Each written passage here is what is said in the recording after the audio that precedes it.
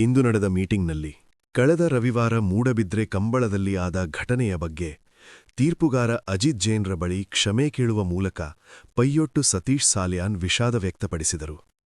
ಇನ್ನು ಮುಂದೆ ನಮ್ಮಿಂದ ಈ ರೀತಿಯ ಅಸಭ್ಯವಾದ ವರ್ತನೆ ಇರುವುದಿಲ್ಲ ಎಂದು ಹೇಳಿದರು. ಮೊನ್ನೆ ಕಂಬಳದಲ್ಲಿ ಅತ್ತೂರು ಮತ್ತು ಮುಲ್ಕಿ ಪೈಯೊಟ್ಟು ಹಗ್ಗಹಿರಿಯ ಸೆಮಿಫೈನಲ್ ಸ್ಪರ್ಧೆಯಲ್ಲಿ ಕೋಣ ನಿಲ್ಲಿಸದೇ ಬಿಟ್ಟದ್ದು ತಪ್ಪೆಂದು ಗಂತಿನಲ್ಲಿ ಸ್ವಲ್ಪಮಟ್ಟಿನ ಮಾತಿನ ಚಕಮಕಿ ನಡೆಯಿತು. ಇದರ ಬಗ್ಗೆ ಇಂದು ನಡೆದ ಸಭೆಯಲ್ಲಿ ವಿವಾದವನ್ನು ಕೊನೆಗೊಳಿಸಲಾಯಿತು. ನಂತರ ಕಂಬಳದ ಉಳಿವಿಗಾಗಿ ಒಂದಿಷ್ಟು ನಿಯಮ ಮಾಡಲಾಯಿತು. ಅದರಲ್ಲಿ 1.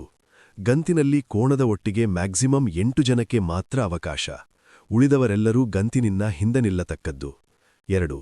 ಗಂತಿನಲ್ಲಿ ರೆಫರಿಯ ಬಳಿ ಯಾವುದೇ ಕಾರಣಕ್ಕೂ ಅಸಭ್ಯವಾಗಿ ವರ್ತಿಸಿ ಗಲಾಟೆ ಮಾಡುವಂತಿಲ್ಲ. 3. ಕೋಣ ಬಿಡುವಲ್ಲಿ ಏನಾದರೂ ಅವಘಡ ಆದಲ್ಲಿ ಕೋಣದ ಮಾಲೀಕರು ಜಿಲ್ಲಾ ಕಂಬಳ ಸಮಿತಿಗೆ ದೂರು ಕೊಡತಕ್ಕದ್ದು. ಕಂಬಳದಲ್ಲಿ ಯಾವುದೇ ಚರ್ಚೆಗೆ ಅವಕಾಶವಿಲ್ಲ. 4. ಎಲ್ಲಾ ವಿಭಾಗದ ಕೋಣಗಳು ಗಂತಿಗೆ ಬಂದು 10 ನಿಮಿಷದ ಒಳಗೆ ಕೋಣಗಳನ್ನು ಬಿಡತಕ್ಕದ್ದು. ಇಲ್ಲವಾದಲ್ಲಿ ಸೆಕೆಂಡಿನ ಮೂಲಕ ತೀರ್ಮಾನ ನೀಡತಕ್ಕದ್ದು. 5. ಯಾವುದೇ ಕೋಣ ಬಿಡುವವ ರೆಫರಿಯ ಬಳಿ ಅಸಭ್ಯವಾಗಿ ವರ್ತಿಸುವುದು, ಆ ವ್ಯಕ್ತಿಯನ್ನು 3 ಕಂಬಳ ನಿಷೇಧ ಮಾಡತಕ್ಕದ್ದು ಎಂದು ಮೀಟಿಂಗ್ನಲ್ಲಿ ತೀರ್ಮಾನವಾಯಿತು.